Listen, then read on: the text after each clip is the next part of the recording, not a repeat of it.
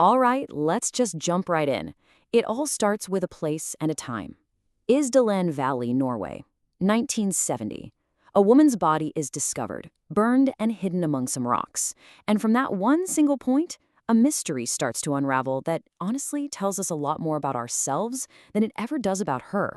The investigators get to the scene and they find, well, they find nothing. No ID, no purse, no name, just a complete and total blank.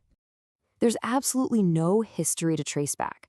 Her dental records don't match anyone. Her fingerprints aren't in any database. It's almost as if she just appeared out of thin air. And this is the part that is so unsettling. No country, no embassy, not a single family member ever comes forward to say, that's our person. She's a ghost belonging to absolutely no one. So yeah, this is the story of the Isdal woman. But here's the thing. This explainer isn't really about solving a crime. It's about what her case accidentally revealed about something much, much deeper.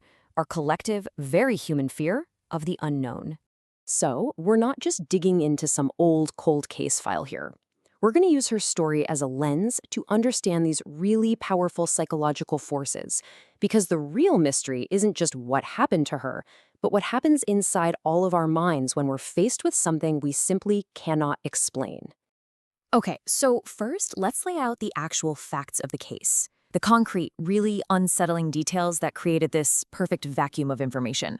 The scene itself is just bizarre. A woman is found in this remote valley, but this is no simple accident. Someone went to incredible lengths to literally erase her. Every single label on her clothes, snipped off. Her fingertips, the one thing that could give her a unique identity, were burned away. This wasn't just a murder, it was an erasure. And from there, the mystery just gets deeper and deeper. The police connect her to a couple of suitcases left at a train station, and inside, they find a life basically built on deception. We're talking multiple passports, all with fake names, a bunch of wigs to change her look, notes written in a strange code that no one could crack, and cash from several different countries. This was a woman who was constantly moving, constantly changing who she was. Now, you have to remember the time period, right? This is the absolute peak of the Cold War. So, with all these clues, the disguises, the codes, the international travel, the conclusion seemed almost obvious. This had to be espionage. She had to be a spy. And that one simple theory is where the psychology of this whole story really kicks into high gear. And this brings us to our first major psychological concept. What happens to our brains when they're confronted with something that just doesn't fit? A total anomaly. See, our brains are fundamentally pattern recognition machines. They love to categorize things, to put them in neat little boxes so we can understand the world. When something comes along that doesn't fit into any of our known boxes, it triggers something called a cognitive threat. It's this deep, primal anxiety. It's the brain's alarm bell screaming, "Warning! This does not compute!" And the Isdal woman was the ultimate cognitive threat. She wasn't a tourist, she wasn't a local, nobody had even reported her missing. No government on Earth claimed her as one of their citizens. She existed completely outside of every single normal category we use to define a person. She was a void. So this presents our brains with a choice. On one hand, you've got the spy theory. It fits a pattern we recognize from movies and books. It's explainable. It gives her a motive. It's comfortable. But the other option, the total, capital U, unknown, that is psychologically unbearable. It creates anxiety. So what do? We latch onto the story that makes us feel better. Spy is a much, much cozier box to put her in than complete and utter mystery. This leads us right to our next idea. How that one comfortable theory started to warp the entire investigation, all thanks to the power of social pressure. You might have heard of this before. It's called groupthink. It's what happens when people in a group, even a team of super smart investigators, start to care more about agreeing with each other than they do about finding the truth. The desire for harmony actually overrides critical thinking. And you can see its fingerprints all over the Isdal woman case. Once that spy theory took hold, it became the only game in town. It was the only lens people used to look at the evidence. Other possibilities? Pushed aside. Clues that didn't fit the spy narrative, they were either downplayed or just ignored completely.